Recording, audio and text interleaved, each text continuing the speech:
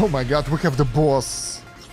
That won't end well for us. Sup guys, it's Kosh with Sipher Odyssey Beginner's Guide for the new players that will teach you how to be more efficient at this game. Let's go. So okay, when you start, you can select the character which you start with, and honestly, it doesn't matter that much. You can select the one that you feel more comfortable with, but later on in the game you will unlock more playable characters, and you will get Inukanis. That's a pretty good character as well, really soon into the game, so don't worry about your picks, just play with what you like. Let's go with few tips on the combat straight away. So here you have limited amount of time to get the skills, the augmentations, and the amount of points is limited. If you pick something for 1 point, 2 points will be lost, so try to spend all of them or just get what you need. You can't really save them up. Depending on your gear, you can select different setups when you start. I decided to play with this guy, and he is really focused on assault rifles. For him, the best option would be getting stuff for the assault rifles. So when you level up, when you finish the missions, select the things that work really well together, that have synergy. For example, this poison shot will work really well with our assault rifle bonus. Another tip about the combat is try to stay at the bottom and keep the enemies at the top. Because of the isometric top-down view, it's easier to see stuff like that. And if the enemies are coming from the bottom, it's really hard to see them, but if they're coming from the top, you can control their shots, evade them, and overall it will be easier for you. Your health in the combat doesn't recover, so be really careful. Use your skills. Each character have their own set of skills, and that will help you to, well, a bit out the enemies. Honestly, your goal is to be really efficient with both your skills, your melee attacks, and everything. So yeah, try to use everything at your disposal. The enemies can be pretty harsh, and don't worry if you die. This is a roguelike, so you will have to learn how to play the game, how to effectively control your character before moving forward. Moreover, you will need to learn how the enemies behave, because those little bombs, for example, they are really annoying. If they come close to you, they will do insane damage. The enemies will spawn in the random locations. They can spawn right on top of you, and yeah, be ready to move around and have knowledge of the map. So when you just start out, run around to see where you have those annoying traps that you can avoid later on, because otherwise you might be in trouble. Kiting an enemy into the trap where you will die. You don't want that. Yeah, there will be tough enemies, like this one. It will take a lot of shots to take them out, and, well, your best bet is to keep kiting them, otherwise they will do insane damage to you, which, again, don't recover between the fights. So that will lower your chance of successfully completing the missions. Do you see what happens now?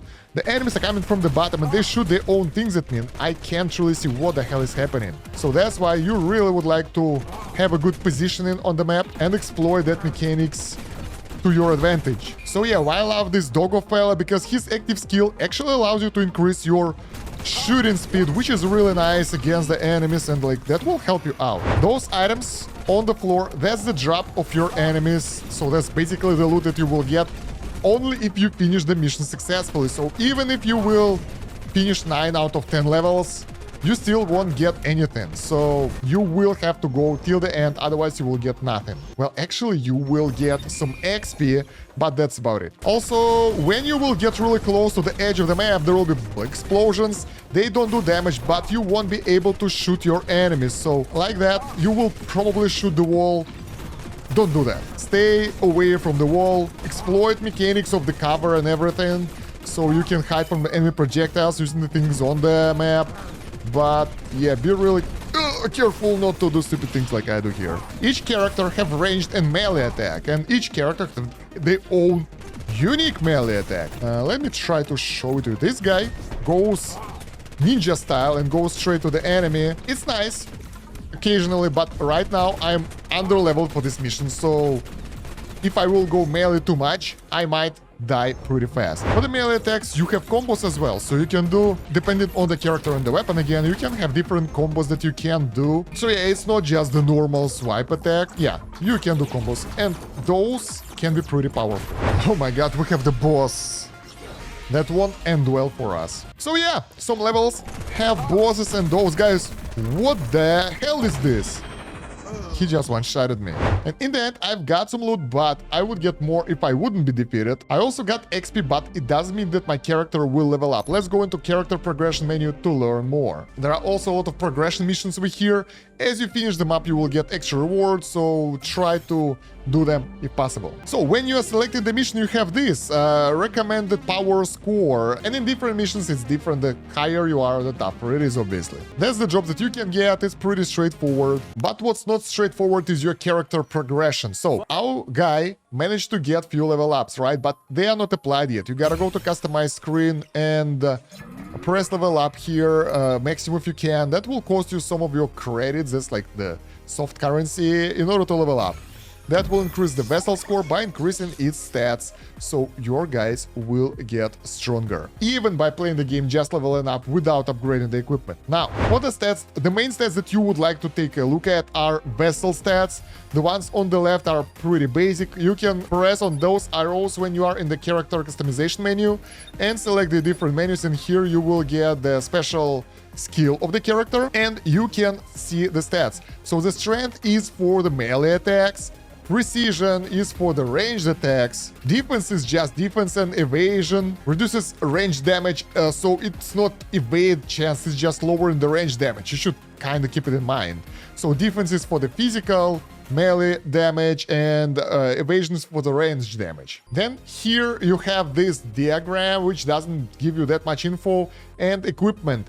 Each equipment piece will have different stats and different augments that will appear as you level up. So your equipment give you a chance to get the bonuses on the level up. You can check those things out over here on each equipment piece, and it's pretty important to get the right build, but early on it doesn't matter that much. You should try everything to learn what do you like most. You can also upgrade the weapon, which is really important because that thing will allow it to get higher stats. So let's get a couple of levels for this assault rifle, and bam, that increased its damage. That's actually a pretty decent bonus. So then you can click either on Augments button here or on this diagram in order to go to the augmentation deck. This is where the magic happens. Here you can check out every bonus that you can get on the level up and select different equipment that can actually adjust your build.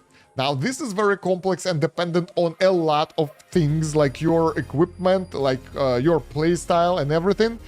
As you already guessed, I prefer to stay at range because the melee attacks, they keep you way too close to the enemy and you are in danger. So then you can go through each inventory piece and select the augments that works best for you. Here we get the critical shot will burn enemies and kill will give critical chance to the gun. All of those are nice, and the second equipment piece will give us only strength bonus and critical shot. So this one is obviously better for my playstyle. Moreover, each gear piece will also have the stats. So glasses, for example, give us HP. Check out all the gear pieces to figure out what works well for you and where you need to focus.